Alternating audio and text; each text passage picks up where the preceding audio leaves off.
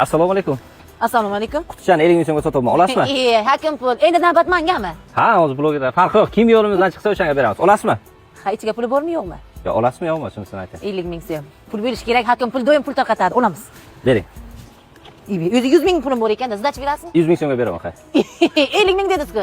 50 ming so'm sizdachi bersangiz olaman. 100 ming so'mga olasizmi? Mayli, bu ketsa bo'ydan ketsin. Olasizmi? Olaman. Oling. Va! Bu yerda 500 ming so'm edi. Va bu sizga. Faqat odamlarga pul tarqatgancha bir gift konkurs qiling. Mani senyoritalar qatnashsin, ular bir foyda ko'rsin. Gift qilar edim. 1.5 ming. Sizda auditoriyasi katta. Bemalol 5 ming, 3 ming. 3 mingtadan 5 mingtagacha, ha? Bo'ldi. 1 million qilsak bo'ladimi? Yo'q, qimmat. Qancha? Ana 500 ming. 500 mingga 3 mingtadan 5 mingtagacha подписчик o'tkazib bering. Sizni hurmatingiz birinchi 10 kishiga 400 mingdan qilib beraman. Wow, vashiz. Bo'ladimi? Bo'ladi.